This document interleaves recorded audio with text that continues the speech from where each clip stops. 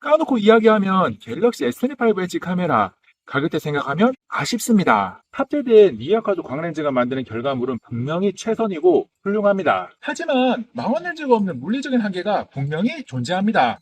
안녕하세요, 꿀단지 PD입니다. 얇고 가벼운 스마트폰 갤럭시 S25 엣지가 공개되고 나서 두께와 무게에 대한 첫인상 영상과 퍼포먼스와 배터리를 분석한 영상을 올렸고, 세 번째 준비한 영상은 카메라 성능 분석입니다. 갤럭시 S25 엣지의 메인 광학 렌즈는 S25 울트라와 동일하지만 S25 시리즈 3종과 다르게 망원 렌즈가 없습니다. 그래서 갤럭시 스마트폰 중 가장 좋은 카메라 성능을 가지고 있다고 평가받고 있는 갤럭시 S25 울트라와 비교를 하면서 S25 엣지의 카메라 성능을 분석했습니다. 가장 먼저 메인 광각으로 촬영한 사진입니다.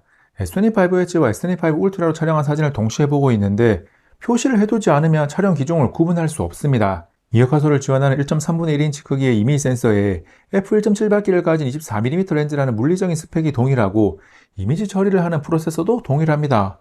즉, 물리적으로나 실제 결과물에서나 S25 엣지로 촬영한 광각 사진은 최고 수준의 품질을 가지고 있습니다.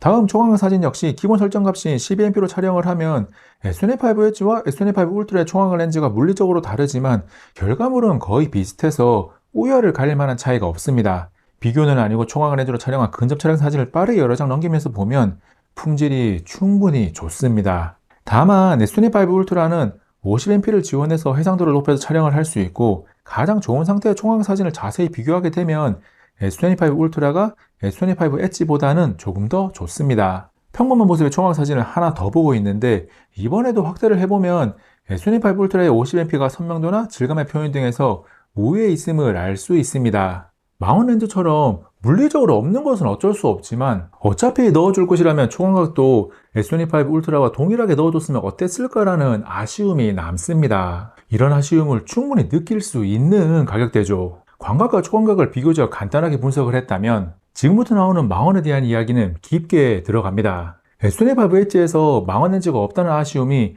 어느 정도인지 궁금해하는 분들이 생각보다 많고, 의외로 딱 잘라서 결론을 내기 어려운 부분도 있습니다. 망원 촬영 사진은 5가지 상황을 비교 분석합니다. 첫 번째는 S25 엣지와 S25 울트라 모두 광각 렌즈로 디지털 줌을 하는 2.9배 줌 200MP 촬영, 두 번째는 S25 울트라가 광학 줌을 사용하는 3배 줌 12MP 촬영, 세 번째는 둘 다 디지털 줌인데 S25 엣지는 광각, S25 울트라는 3배 줌 렌즈를 사용하는 4.9배 줌 200MP 촬영, 네 번째는 S25 울트라가 광학 줌을 사용하는 5배 줌 200MP 촬영, 마지막 5번째는 S25 엣지는 광각, S25 울트라는 5배 줌 렌즈로 디지털 줌을 하는 10배 줌 12MP 촬영입니다. 이때의 설정은 두 스마트폰 모두 카메라 어시스턴트에서 고급 해상도 옵션으로 들어가서 디지털 줌 업스케일을 활성화했습니다. 참고사항으로 200MP 초고해상도 촬영은 갤럭시 S25 엣지는 5배 줌까지 지원하고 S25 울트라는 10배 줌까지 지원합니다. 첫 번째, 광각 렌즈로 촬영한 사진의 품질이 동일한 만큼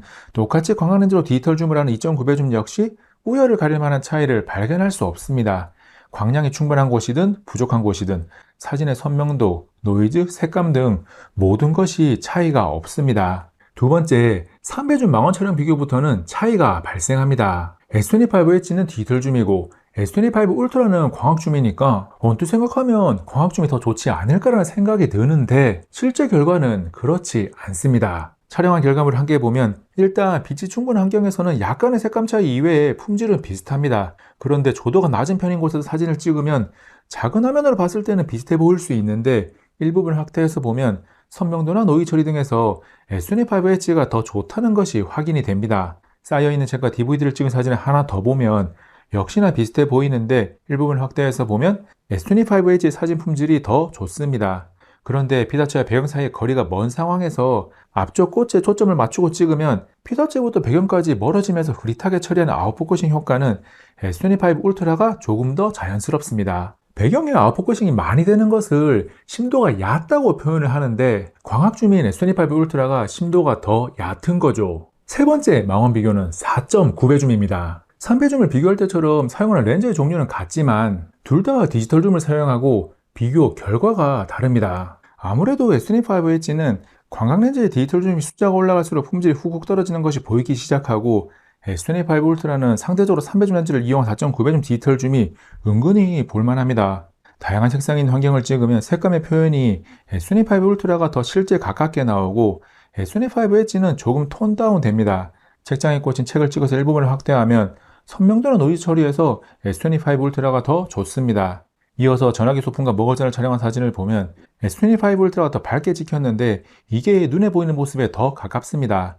이번에도 일부분이 다이얼이 있는 부분을 확대하면 S25 엣지보다 S25 울트라의 품질이 더 좋다는 것을 설명을 덧붙이지 않아도 알 수 있습니다. 네 번째 망원 비교는 3배줌처럼 S25 엣지는 디지털 줌, S25 울트라는 광학 줌인 5배줌입니다. 3배줌을 비교할 때는 S25 엣지의 디지털 줌이 S25 울트라의 광학 줌보다 대체로 더 좋았지만 5배줌은 그렇지 않습니다. 사진을 보면 디지털 줌이 배율이 올라갈수록 품질이 떨어지기도 하고 S25 울트라의 5배줌 렌즈가 3배줌 렌즈보다 더 좋은 것도 영향을 미쳐서 확대를 하지 않아도 S25 울트라가 더 좋다는 게 구분이 됩니다. 확실한 비교를 위해 중앙부 테이블 쪽을 확대해보면 이것저것 설명을 덧붙이지 않아도 차이가 확실하게 체감이 됩니다. 피사체와 배경 사이에 거리가 있는 사진을 보면 광학줌인 S25 울트라가 배경에 아웃포커싱이 자연스럽게 들어가 있습니다. 이번에도 일부분을 확대하면 선명도, 노이즈 처리, 색감 표현 등 모든 것이 S25 울트라가 더 좋습니다. 심도를 얕게 표현하면서 배경이 자연스럽게 아웃포커싱 처리되는 것까지 차이가 납니다. 벽에 접시가 붙어있는 5배줌 촬영 사진을 한 장 더 봅니다. 접시 하나를 쭉 당겨서 일부분을 보면 차이가 확실하게 나죠. 마지막 5번째 망원 비교는 10배줌입니다. 둘 다 디지털 줌이긴 하지만 5배줌 비교 시와 동일한 렌즈를 사용해서 S25 울트라의 결과가 더 좋다는 것은 비슷합니다. 10배줌은 S25 울트라가 더 좋은 것은 맞는데 스마트폰 화면 정도의 작은 화면에서는 S25 엣지도 그럭저럭 볼만하다는 생각이 들 수 있습니다.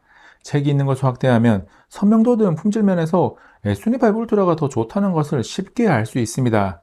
그리고 심도의 표현이 앞에서 계속 나왔던 결과와 동일한데 S25 울트라가 배경의 심도를 얕게 잘 표현해서 피사체가 확실하게 돋보이는 촬영이 됩니다. 광각부터 총광각 망원까지 갤럭시 S25 엣지의 카메라 사진 촬영 성능을 S25 울트라를 기준으로 평가했습니다. 1배줌 광각은 최고 수준을 가지고 있고 3, 4배줌 정도의 망원에서도 심도 표현에서 약간 아쉬움이 있지만 망원 렌즈가 아님에도 꽤나 준수한 품질의 사진이 나옵니다. 망원 렌즈 부재에 대한 평가는 영상 결과물을 보고 나서 이어가겠습니다. 갤럭시 S25 엣지로 촬영한 영상 역시 기준점은 S25 울트라입니다. 사진과 마찬가지로 걸어다니면서 광각으로 촬영한 영상은 사실상 똑같습니다. 선명도, 색감 표현, 떨림을 잡는 OIS 성능, 조도 환경이 변할 때 노출을 잡는 성능 등 누구나 쉽게 영상을 찍을 수 있는 좋은 품질이 나옵니다. 그런데 망원 영상 촬영에서는 광학시 렌즈가 있고 없고의 차이가 사진보다 더 확실하게 납니다. 3배줌 촬영한 영상을 보고 있는데 얼굴형의 피부 색감이 S25 울트라가 더 정확합니다. 미세하게 비교하면 노이즈 처리나 선명도, 명암 표현 모두 S25 울트라가 조금 더 좋은데 지나가듯이 쓱 보면 차이가 별로 안 나는데 정도로 체감할 수도 있습니다. 다음 5배줌 영상은 보는 순간 확실하게 차이가 납니다. 갤럭시 S25 울트라에서 5배줌 렌즈가 3배줌 렌즈보다 더 좋기도 하고 S25 엣지는 디지털 줄 배율이 올라갈수록 품질이 떨어지는 거죠. 조도가 낮아 촬영하기 더 안 좋은 환경에서 촬영한 5배줌 영상을 이어서 보면 빛이 비교적 좋을 때 찍는 것보다 차이가 더 확실하게 도드라집니다. 마지막 10배줌 영상 역시 보는 순간 차이가 납니다. S25 울트라가 5배줌 렌즈로 디지털 줌을 당긴 것이 S25 엣지가 광각 렌즈로 디지털 줌을 당긴 것보다 훨씬 더 좋습니다. S25 엣지가 물리적인 한계를 가지고 있으니까 당연한 결과인데 어느 정도 차이가 발생하는지 보여드리기 위해서 10배줌까지 영상 촬영을 했습니다. 갤럭시 S25 엣지에서 망원 렌즈가 없다는 것은 사진 촬영 시보다 영상 촬영을 할 때 아쉬움이 크게 다가옵니다. 사진은 일부 배열에서 긍정적인 결과가 나오기도 하지만 영상은 그렇지 않거든요. 그래서 평소에 영상을 거의 찍지 않거나 기본 광각으로 찍는 분들, 사진만 열심히 찍는 분들은 갤럭시 S25 엣지의 카메라 성능에 대한 아쉬움을 느끼지 않을 수도 있습니다. 하지만 저처럼 사진이든 영상이든 스마트폰 카메라의 망원 촬영을 정말 많이 하는 분들은 사용하면 할수록 아쉬움이 커지는 거죠. 그리고 망원 촬영 시 광학식이 만들어주는 자연스러운 심도 처리가 결과물의 품질을 다르게 보이기도 하니까 심도 표현을 중요시하는 분들은 S25 엣지로 사진을 찍다 보면 아쉬움을 느낄 겁니다. 갤럭시 S25 엣지의 카메라는 분명히 가지고 있는 하드웨어를 아주 잘 활용해서 최선의 결과물을 만들어냅니다. 하지만 망원 렌즈가 없는 물리적인 한계를 넘어서는 제품은 아닙니다.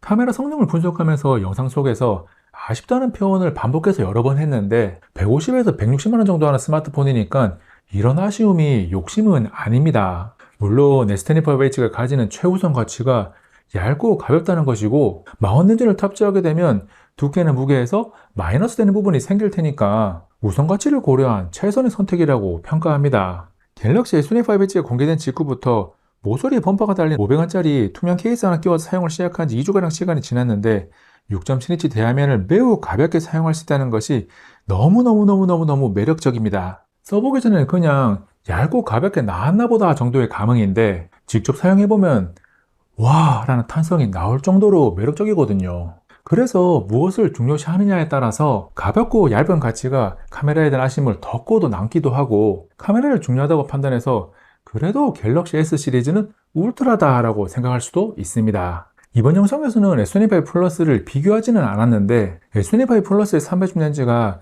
S25 울트라의 300줌 렌즈보다 좋지 않으니까 S25 플러스와 S25 엣지를 두고 카메라 성능 때문에 고민을 하고 있다면 조심스럽게 갤럭시 S25 엣지를 추천합니다. 어쩌다 보니 갤럭시 S25 엣지에 대한 영상을 3개로 나눠서 올렸는데 궁금한 점이 있다면 고정 댓글에 댓글로 남겨주시기 바랍니다. 최대한 답변을 다 드리겠습니다. 이번 영상은 여기까지. 다음에 또 만나요. 안녕.